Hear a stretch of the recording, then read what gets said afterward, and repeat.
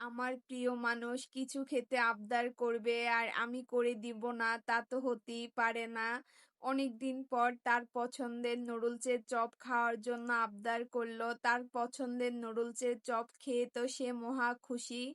খুশি হবেই না কেন? সে যখনই যেটা বলে আমি করার চেষ্টা করি। একজন আরেকজনের চাওয়া পূরণ করলে সংসার জীবন এমনিতেই অনেক বেশি সুন্দর হয়ে ওঠে। নুডলসের চপ করলে নুডলস আমি একবারই রান্না করি, তাহলে একটু সফট হয়, হাত দিয়ে গোল গোল করতে সুবিধা হয়।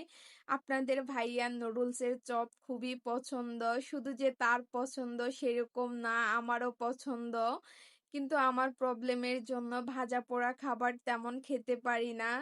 হঠাৎ সন্ধ্যার সময় বলে, শান্তা নুডলসের চপ করবা? তো আমি বলি অবশ্যই করব, তুমি বলেছো আর সেটা আমি করব না তা কি হয়? সবকিছুই বাসায় ছিল মোটামুটি, শুধু ছিল না বেকিং পাউডার। বেকিং পাউডার দিলে ভাজা পোড়া সব খাবারই অনেক ফুলে, যেগুলো বেসন দিয়ে তৈরি করা হয়। মনে মনে ভাবলাম সমস্যা নেই, বেকিং পাউডার একদিন না দিলে কিছুই হবে না, যেরকমই হয় খেতে পারলেই হবে।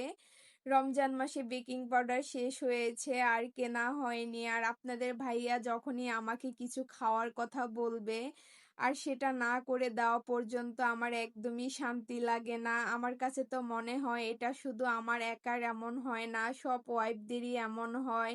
নিজে না খেয়েও হাজবেন্ডকে খাওয়ালে আলাদা একটা ভালো লাগা কাজ করে। আমি আগে প্রচুর ভাজা পোড়া খাবার খেতাম, আম্মু বাসায় বানাতো, তখন কোনো অ্যাসিডিটির প্রবলেমও ছিল না।